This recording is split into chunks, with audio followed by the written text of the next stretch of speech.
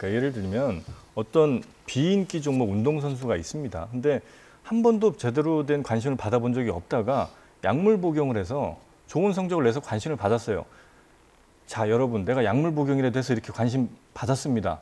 여러분 지금까지 뭐 하셨습니까? 라고 얘기를 한다면 아, 정말 우리가 잘못했구나라고 생각을 합니까? 그런 잘못된 수단은 어떤 목적도 정당화할 수가 없다는 거예요.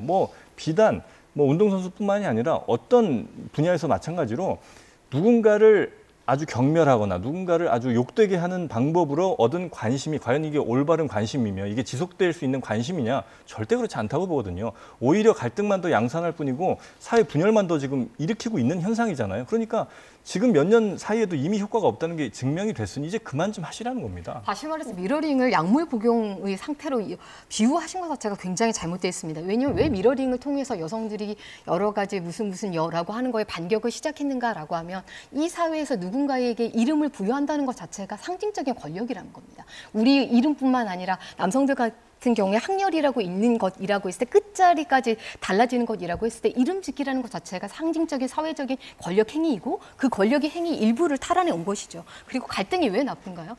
에티엔 발루바르라고 하는 프랑스 정치 철학자는 갈등을 어떻게 이야기하는가라고 하면 갈등이야말로 이 사회에서 한 번도 시도되지 않았던 정치와 그리고 시도되지 않았던 새로운 사고가 열리게 하게 하는 기획의 장이다. 그렇기 때문에 오히려 극단적 폭력이라고 하는 것은 이러한 새로운 정치의 가능성과 사유 가능성을 막는 갈등의 계기 자체를 완전히 적조시키는 것이야말로 극단적 폭력이라고 이야기했습니다. 한남 유충이라든지 그런 단어를 생각하면서 우리가 어떤 발전적 모습을 기대할 수가 있는 저는 그 단어는 쓰지 않겠지만 그 단어의 유래는 저는 성인이 특정한 공간 안에서 어린아이에게 한다는 거 혐오 표현 맞습니다. 전 동의하지 않습니다. 하지만 이 용어가 왜 나왔는가라고 하면 정말 10대 남성들이 아까 남아에 대해서 왜 그렇게 여성들이 엄마들 그렇게 과격한 워딩을 하는가라고 하면 엄마 몰카를 통해서 지금 10대 남성들은 유튜브를 통해서 배웠던 여러 가지 여성 혐오의 콘텐츠의 가장 흡수가 빠른 수혜자일 뿐만 아니라 지금은 직접적인 여성 혐오의 콘텐츠 생산자가 되어서 엄마를 불법 촬영하고